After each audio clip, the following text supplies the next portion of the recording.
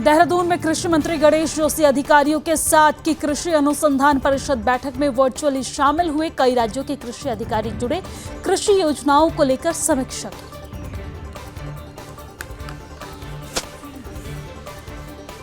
केदारनाथ विधानसभा उपचुनाव में मतगणना की तैयारी पूरी। सुबह 8 बजे से ऊखीमठ में मतगणना शुरू होगी और 2 बजे तक संपन्न होगी।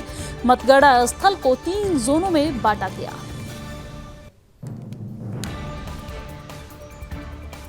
देहरादून ओएनजीसी सड़क हादसे पर रिपोर्ट तलब की। एससी की रोड सेफ्टी मॉनिटरिंग कमेटी ने लिया संज्ञान। परिवहन विभाग को रिपोर्ट तैयार करने के निर्देश दिए गए।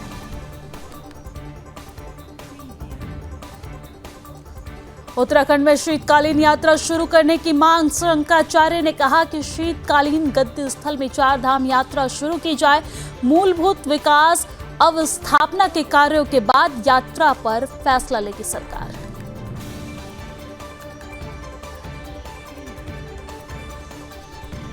उत्तरकाशी में अतिक्रमण पर पालिका प्रशासन की बड़ी कार्रवाई। कई जगहों पर चला बुलडोजर। कार्रवाई से व्यापारियों में मची खलबली। 3 दिन पहले ही लोगों को दी गई थी सूचना।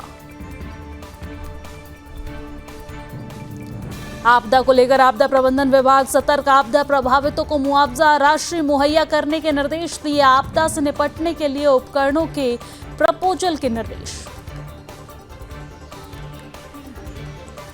शंकराचार्य स्वामी अविमुक्तेश्वरानंद सरस्वती जी ने ली जॉली ग्रांट। एयरपोर्ट पर हिंदू मंत्रों के अंकित होने पर खुशी जाहिर की और केंद्र सरकार का धन्यवाद किया और कहा कि हिंदू धर्म के श्लोकों का अंकित होना बेहद हर्ष का विषय। टिहरी में कड़ाके की ठंड और शीतलहर को देखते हुए जिला प्रशासन अलर्ट। उप जिला अधिकारी और अधिकारियों को दिए निर्देश। इलाके में अलाव की व्यवस्था और पालाग्रस्त क्षेत्रों में चूने की छिड़काव के निर्देश दिए। हिमनद झीलों पर मंडरा रहे खतरे पर अध्ययन जारी। कई संस्थानों के विशेषज्ञों की 2 टीमें गठित की गई। उत्तराखंड की 13 झीलों में से 5 झीलें अति संवेदनशील श्रेणी में हैं। मसूरी के कंपनी गार्डन का नाम बदलकर हुआ अटल गार्डन। शहरी विकास मंत्री और कृषि मंत्री ने किया उद्घाटन। अटल गार्डन पूर्व प्रधानमंत्री अटल बिहारी वाजपेयी को समर्पित।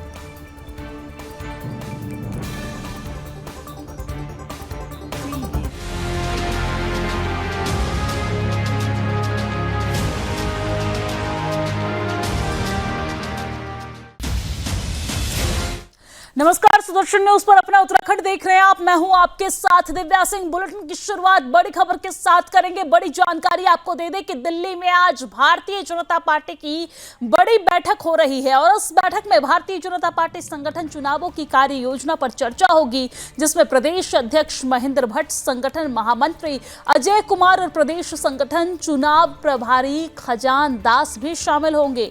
भारतीय जनता पार्टी के प्रदेश मीडिया प्रभारी मनवीर चौहान ने बताया है कि भारतीय जनता पार्टी का संगठन पर्व पहले सदस्यता अभियान के रूप में चलाया गया और अब आगामी संगठन के चुनाव होने हैं और उनको लेकर बैठक में कार्य योजना पर चर्चा होगी। मनवीर चौहान ने कहा है कि आगे मंडलों का चुनाव होगा, जिला अध्यक्ष, प्रदेश और फिर राष्ट्रीय स्तर पर संगठन के चुनाव होंगे, जिसको लेकर आज दिल्ली में कार्यशाला का भी आयोजन होगा।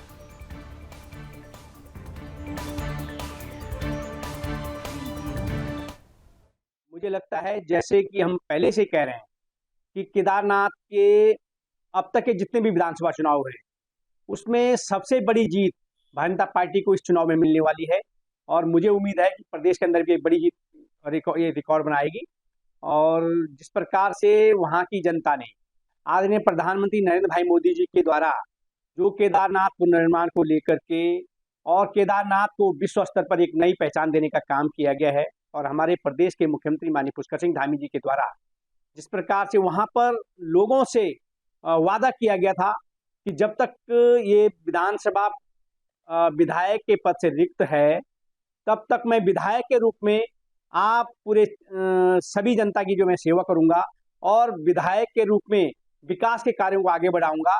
उन कार्यों को लगभग उन्होंने वहां पर 550-600 करोड़ रुपए की विकास की योजनाओं की वहाँ घोषणा की, उनके शासनादेश जारी हुए, उनको धरातल पर उतारने के भी काम किया गया।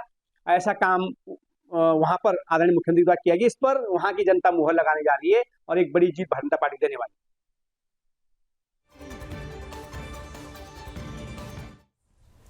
और चलिए अब आगे बढ़ते हैं। देहरादून सड़क हादसे की रिपोर्ट तलब हो गई है। ये बड़ी जानकारी हम आप तक पहुंचा रहे हैं। जहां पर देहरादून सड़क हादसे की रिपोर्ट तलब हुई है, ओएनजीसी सड़क हादसे का सुप्रीम कोर्ट में संज्ञान लिया गया है।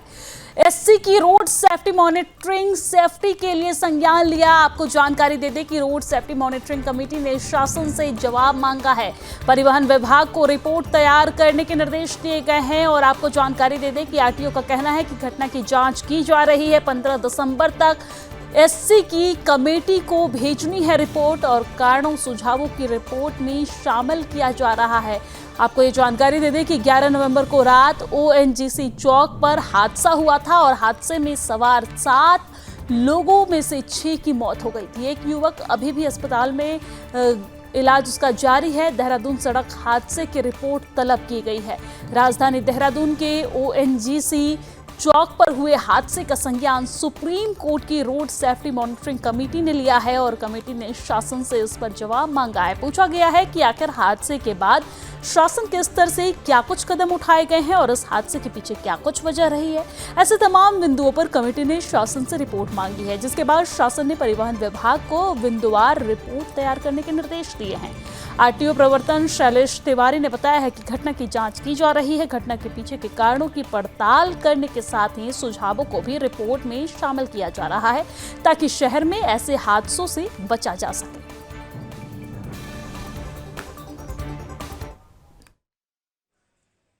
हाँ, जैसे आपको पता है कि देहरादून के ओएनजीसी चौक पर 11 नवंबर की रात को एक बड़ी भयावह दुर्घटना हुई, जिसमें 6 लोगों की मौके पे ही मृत्यु हो गई और एक 7वां व्यक्ति जो उसमें सवार था वो अभी घायल है।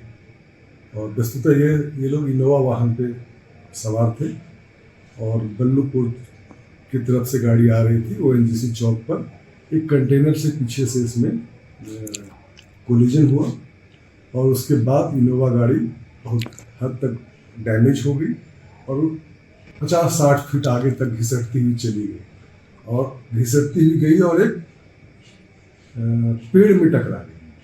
तो 2 टाइप का इसमें हुआ, एक तो कंटेनर से टकराई है और एक पेड़ से टकरा गई वही गाड़ी।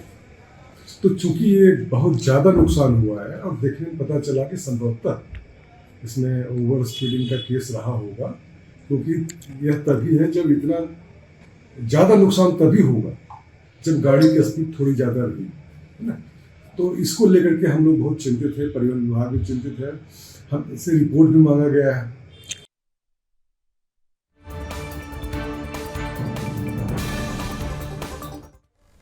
और चलिए अब आगे बढ़ते हैं। देवभूमि उत्तराखंड में 4 धाम यात्रा के समापन के बाद अब शीतकालीन यात्रा शुरू करने की मांग उठने लगी है।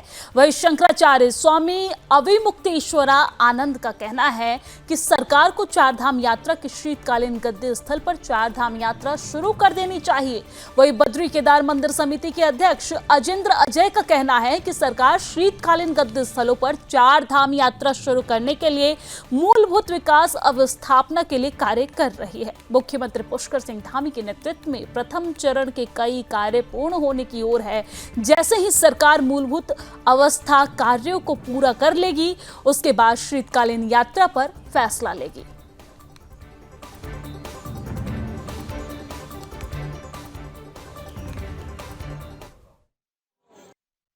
देखिए, प्रदेश सरकार के स्तर से, माननीय मुख्यमंत्री जी के स्तर से, बद्रीनाथ केदारनाथ मंदिर समिति के स्तर से जो हमारी शीतकालीन यात्रा है उसको बढ़ावा देने के लिए निरंतर प्रयास किए जा रहे हैं।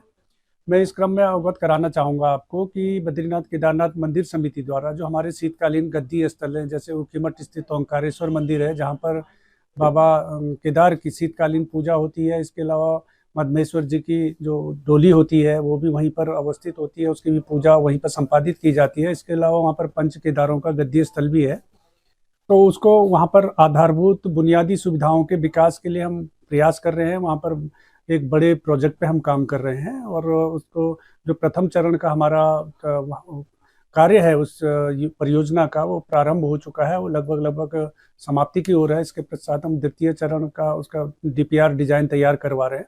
तो जब ये कार्य वहाँ पर पूरी तरीके से पूर्ण हो जाएंगे तो निश्चित रूप से जो ऊखीमठ स्थित जो ओंकारेश्वर मंदिर है वो एक न्यू डेस्टिनेशन के रूप में होगा और शीतकालीन पूजा, जो शीतकालीन यात्रा की हम जो बात कर रहे हैं उसका एक प्रमुख धुरी बनेगी। इसी प्रकार से जो जोशीमठ स्थित नरसिंह मंदिर है वहाँ पर बद्रीनाथ जी के कपाट बंद होने के पश्चात शंकराचार्य जी की गद्दी वहाँ पर विराजमान होती है।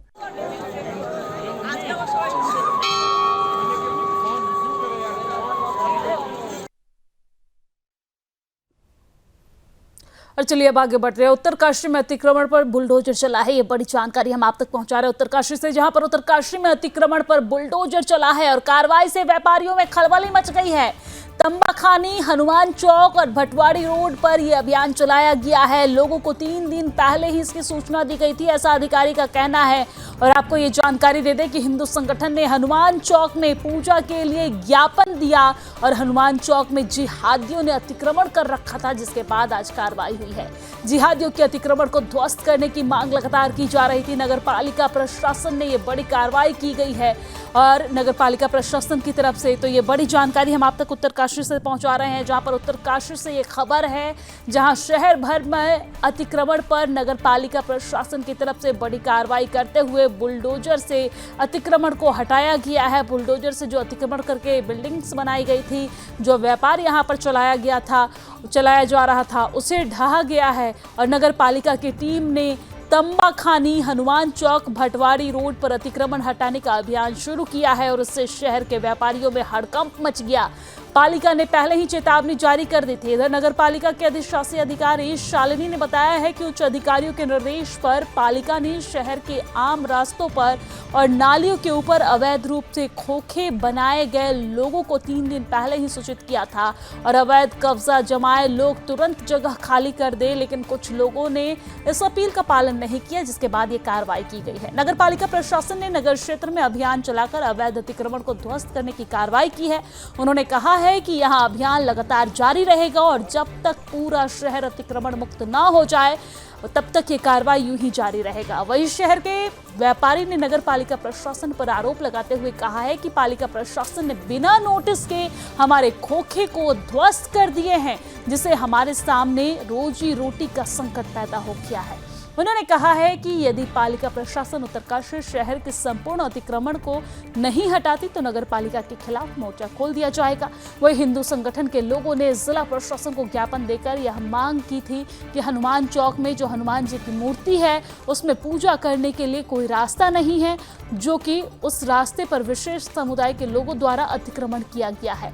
साथ ही मांग करते हुए कहा कि इस अतिक्रमण को तुरंत ध्वस्त किया जाए, यानी कि उत्तरकाशी में अवैध तरीके से जिहादियों के द्वारा यहां पर अतिक्रमण किया गया था, जिसके बाद हिंदू संगठन के द्वारा मांग की गई। वहां पर दरअसल हनुमान चौक है, हनुमान मंदिर है, लेकिन मंदिर में पूजा करने का रास्ता लोगों को नहीं मिलता था, जिसके बाद यहां पर ज्ञापन सौंप कर अतिक्रमण हटाने की मांग की गई और इसके बाद नगर पालिका के द्वारा इस पर कार्रवाई की गई। नगर पालिका प्रशासन ने 3 दिन पहले जिहादियों को, व्यापारियों को यहां पर नोटिस दिया और इसके बाद 3 दिन के बाद यहां पर कार्रवाई की गई, लेकिन जिहादियों में आक्रोश देखने को मिल रहा है। जिहादियों के द्वारा यहां पर अतिक्रमण किया गया और जब इस पर कार्रवाई की गई तो जिहादी जो है वो बौखलाता नजर आया।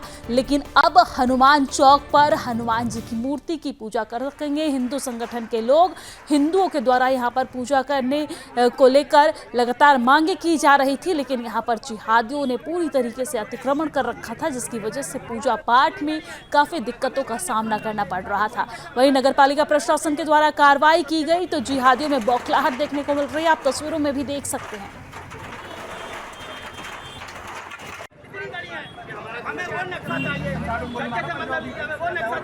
जी, हमने जो अतिक्रमण की कार्रवाई कल से शुरू करी थी, ये हमने 2-3 दिन पहले सारी बाजार में अनाउंसमेंट कर दिया गया था। ये हमको जिला प्रशासन के निर्देशन के अनुसार हमने ये कार्य शुरू किया है। आगे हम इसमें ये करेंगे कि हम अभी जो हमारे मार्केट में 3 दिन का इनको ये देंगे, नोटिस देंगे, 3 दिन का आग्रह है कि आप अपने सामान को हटा दीजिए, उसके बाद हम अतिक्रमण की कार्रवाई आगे शुरू करेंगे। इसकी तो सर हमने यहाँ से अभी तामाखानी जो टनल है वहाँ से स्टार्ट किया था, टनल से लेके फिर जो हमारे कुछ दुकानें थी, कुछ हमारी उसमें नगर पालिका द्वारा भी बनाई गई दुकानें थी, उनमें भी हमने कार्रवाई करी है और बस वो अभी चल रहा है सर। आज संयुक्त सनातन धर्म रक्षक संघ की तरफ से जितने भी संगठन हिंदू संगठन हैं सभी ने मिलकर एक क्या बोलते हैं विचार किया, और विचार काफ़ी दिन से चल रहा था कि हनुमान जी की मूर्ति ऊपर बनी हुई है, उसके नीचे ये मलिक्ष जो गंदगी के साथ पूरी हमारे आस्थाओं के साथ खिलवाड़ कर रहे हैं, हनुमान जी के मूर्ति के नीचे मीट मांस मटन चिकन ये सब कुछ खा रहे हैं, नमाजें पढ़ी जा रही हैं। तो हमारा सबसे मेन मुद्दा केवल अतिक्रमण का तो है ही, अतिक्रमण जो हटना चाहिए वो, लेकिन मेन जो मुद्दा है, मेन जो हमारा टारगेट है, वो टारगेट है हनुमान चौक के नीचे मुस्लिम समुदाय को जो दुकान दी गई है तत्काल रूप से उन्हें प्रशासन खाली करवाए। 7 दिन का हमने समय दिया है प्रशासन को, 7 दिन का। हाँ, ज्ञापन दिया, ज्ञापन इसलिए दिया है, ज्ञापन में लिखा गया है कि भाई बाजार के अंदर हनुमान चौक पे एक मतलब दुकान है, 3-4 दुकान है ना, उसके ऊपर भगवान हनुमान की मूर्ति है, आप लोगों ने देखा होगा। तो भगवान की मूर्ति ऊपर है, भगवान की पूजा करने, हनुमान जी की पूजा करने के लिए हम लोग जा नहीं सकते, कोई भी नहीं जाते हैं, क्योंकि रास्ते चौक हो रखे, नीचे मुस्लिम समुदाय की दुकानें हैं 3-4, और मुस्लिम समुदाय उसके नीचे भाई मटन बिरयानी भैंस गाय सभी कुछ खाते हैं, खाएंगे वो भाई, उनको उनके पास कब्जा दे रखा। कैसे दे रखा? जबकि दे नहीं सकते थे, सरकारी ज़मीन थी। जिसने भी बनाया, अगर नगर पालिका ने वो दुकानें बनाई हैं तो नगर पालिका गुनाहगार है। नगर मतलब जिसके पास अधिकार आ जाए, थोड़ा ताकत आ जाए, गद्दी आ जाए, तो वो कोई भी गुनाह करने के लिए यहाँ उत्तरकाशी में तैयार है। आते रहे, पूरा व्यापार मंडल इसमें साथ है। जो भी अतिक्रमण है वो हटना चाहिए, चाहे मेरा है चाहे किसी और का है, और जो अतिक्रमण है चिन्हित करें, हम स्वयं अपने बाजार का अतिक्रमण हटाएंगे, और सामान जो है दुकान के बाहर नहीं लगना चाहिए। इसका विरोध हम भी करते हैं। सब अपना सामान अपने हाथ में रखें, और बहुत अच्छी कार्रवाई हो रही है, इसका एप्रिसिएशन करते हैं। हमें वो नक्शा चाहिए, हमें वो नक्शा चाहिए, इंसाफ सबके लिए।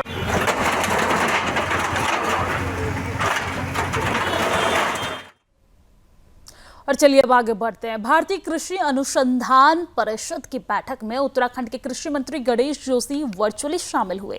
कृषि मंत्री गणेश जोशी अधिकारियों के साथ सचिवालय में मौजूद रहे और कृषि मंत्री ने विभाग से जुड़े कई महत्वपूर्ण विषय रखे।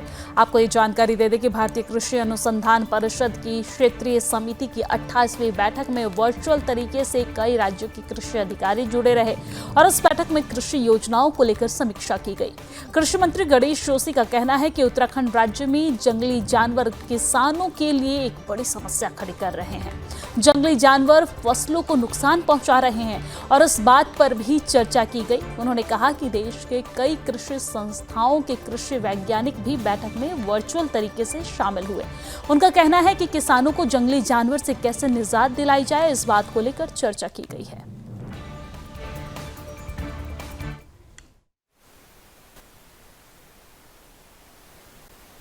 देख ICAR की एक महत्वपूर्ण बैठक में मुझे भाग लेने का मौका मिला और कई बिंदुओं पर चर्चा हुई। जो हमारे प्रदेश से संबंधित जो समस्याएं थी, चाहे घेरबाड़ की बात हो, चाहे हमारे रिसर्च सेंटर को जिंदा करने की बात हो, चाहे जो हमारा तुमड़ी आलू है जिसकी पूरे देश में डिमांड है उसको शोध के माध्यम से और आगे बढ़ाने की बात हो, चाहे जैविक खाद की बात हो, डिमांड की बात हो, सभी बिंदुओं को मैंने इस बैठक में उठाया है। और निश्चित ही मुझे पूरा भरोसा है कि इस बैठक के बाद जो निष्कर्ष निकल कर आएगा, जो हमने केंद्र सरकार से अनुरोध किया है, वो मांगे पूरी होंगी और आने वाले समय में हमारा प्रदेश एग्रीकल्चर के क्षेत्र में, हॉर्टिकल्चर के क्षेत्र में एक नया आयाम स्थापित करेगा।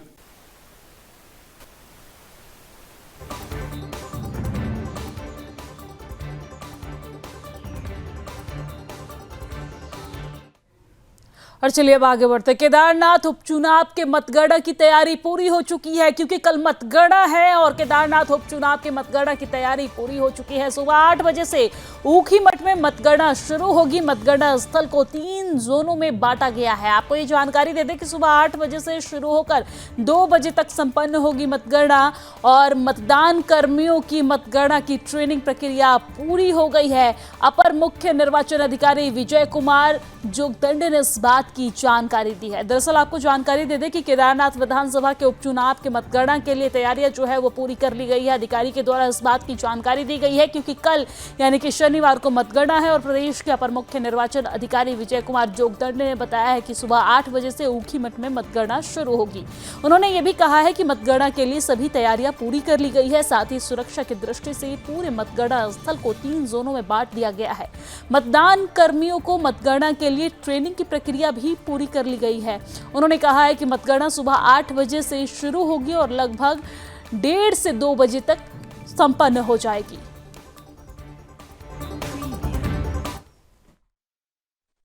केदारनाथ विधानसभा उपनिर्वाचन की जो मतदान के पश्चात मतगणना की तिथि जो है 23 तारीख निर्धारित है। उसके लिए सभी जो मतगणना कार्मिक है उनका तैनाती का कार्रवाई पूर्ण किया जा चुका है। उसके उपरांत जो भी वहाँ पर मतगणना के लिए टेबल की आवश्यकता होती है उसकी संख्या निर्धारित किया गया है। ईवीएम काउंटिंग के लिए वहाँ पर 14 टेबल तैनात किया गया है। इसके अलावा जो electronically transmitted postal ballot counting होती है उसके लिए 10 टेबल अतिरिक्त वहाँ पे तैनात किया गया है। सभी कार्मिकों का रैंडमाइजेशन का कार्रवाई संपन्न किया जा चुका है और जो पोस्टल बैलेट्स प्राप्त होंगे उसके लिए भी अतिरिक्त जो ARO नामित करने होते हैं उसकी अनुमति भी निर्वाचन आयोग से प्राप्त हो गई है।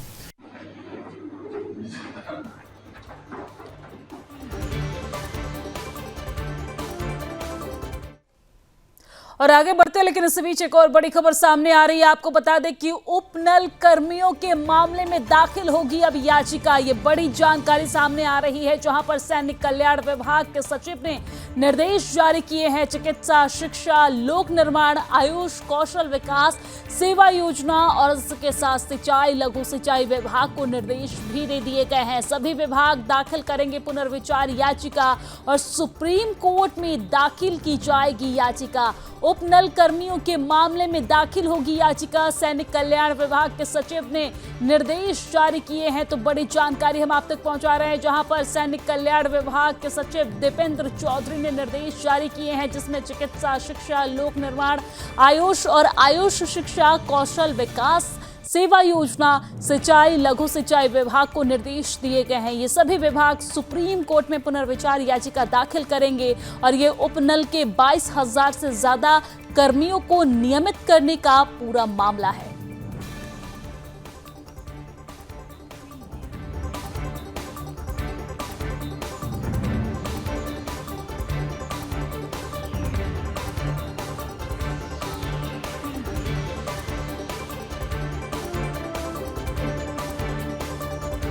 और चलिए अब आगे बढ़ते हैं। भौगोलिक दृष्टि से उत्तराखंड राज्य में आपदा जैसी स्थितियों से निपटने के लिए आपदा प्रबंधन विभाग लगातार सकारात्मक प्रयासों में जुटा हुआ है।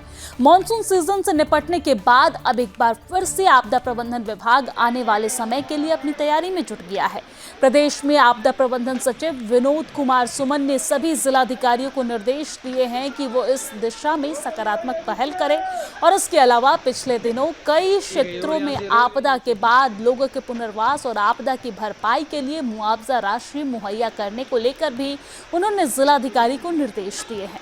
उन्होंने ये कहा है कि शासन से इस दिशा में पहल की जा रही है और आपदा प्रबंधन सचिव ने भी सभी जिलाधिकारियों से कहा है कि जिलों में आपदा के बाद की स्थितियों से निपटने के लिए जिन उपकरणों की जरूरत है उनके लिए प्रपोजल भेजें। इसके अलावा सभी जिलों में जिन उपकरणों की मरम्मत करनी है उसकी समय पर मरम्मत कर ली जाए और जो उपकरण दुरुस्त हैं उसकी भी लिस्ट तैयार कर ली जाए। साथ ही ये भी निर्देश दिए गए हैं कि उनके जिले में पिछले 10 साल के दौरान किस तरह की आपदा आई है उस पर भी विवरण तैयार करें। वहां पर आपदाग्रस्त लोगों को प्रशासन की ओर से कैसी मदद की गई इसकी भी जानकारी इकट्ठा करें।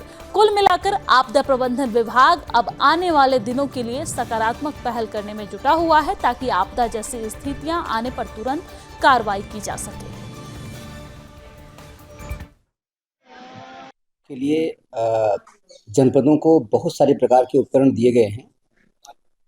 अब चूंकि आपदा का सीजन निकल चुका है, अब हम लोग सभी जनपदों से यह अनुरोध कर रहे हैं कि जो भी उपकरण दिए गए हैं उसको एक बार पुनः चेक कर लें। जो उपकरण कार्यशील हैं उनको कार्यशील बनाए रखने के लिए जो भी ऑयलिंग, ग्रीसिंग या कोई रिपेयर मेंटेनेंस की आवश्यकता है उसको कर लें। जो उपकरण खराब हैं उसको मरम्मत कराने का कार्य करें। जो उपकरण की आवश्यकता उनको है उसका प्रस्ताव भेजें हमारे पास, ताकि हम उपकरण खरीदने के लिए उनको धनराशि दे सकें या उपकरण खरीद के दे सकें। इसके अलावा आपदा में जो नुकसान हुआ है उसके प्रस्ताव हमारे पास आ रहे हैं, कुछ प्रस्ताव जनपदों के पास गए हैं। तो जो भी प्रस्ताव हैं हम सभी जनपदों से अनुरोध कर रहे हैं कि तत्काल धनराशि स्वीकृत करने का कार्य करें, ताकि जो आपदा से क्षति हुई है उसको भरपाई की जा सके।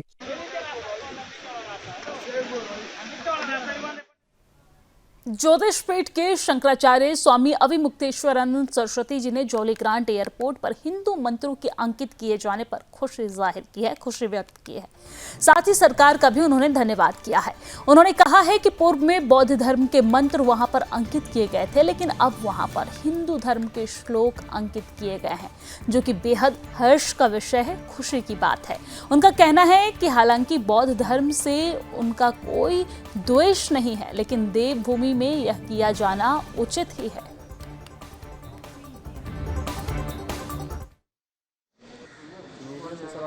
धन्यवाद करना चाहते हैं और प्रसन्नता अपनी व्यक्त करना चाहते हैं जिन्होंने देहरादून एयरपोर्ट के बाहर जो खंबे बनाए गए हैं नए, उनमें हिंदू मंत्रों को अंकित करवाया है। क्योंकि पहले जो खंबे अंकित कराए गए थे उनमें बौद्ध मंत्रों को अंकित करा दिया गया था, जबकि उत्तराखंड सनातनी प्रदेश है, यहाँ पर बौद्धों का उतना ज़्यादा कुछ काम नहीं है। हम बौद्धों से द्वेष की दृष्टि से नहीं कह रहे हैं, लेकिन यहाँ उनका ज़्यादा कोई काम नहीं है और सभी खंभों में बौद्ध मंत्र लिखे गए थे। तो हमने उस पर प्रतिक्रिया व्यक्त की थी कि ये ठीक नहीं है, लेकिन हमको प्रसन्नता हुई जब हम अभी आए और हमने देहरादून एयरपोर्ट में जो नए खंभे बनाए गए हैं उनमें देखा कि अब हिंदू मंत्र अंकित कर दिए गए हैं। तो जिन लोगों ने भी, सरकार के मंत्री ने या मुख्यमंत्री जी ने अथवा एयरपोर्ट अथॉरिटी ने, जिसने भी ये कार्य किया है, हम उनको पूरी उनकी सराहना करना चाहते हैं और ये कहना चाहते हैं कि ये काम अच्छा हुआ है। साथ ही साथ जो अराइवल के अंदर जो हॉल है उसमें जो बहुत बड़ा फलक बनाया गया है, उसमें 4 धाम के साथ साथ ज्योतिर्मठ को भी अंकित किया जाना, ये भी प्रसन्नता का विषय है। और इसी के साथ अपना उत्तराखंड की खबरों में फिलहाल के लिए इतना ही, लेकिन देश और दुनिया की तमाम खबरों के लिए आप देखते रहिए सुदर्शन न्यूज। जय हिंद।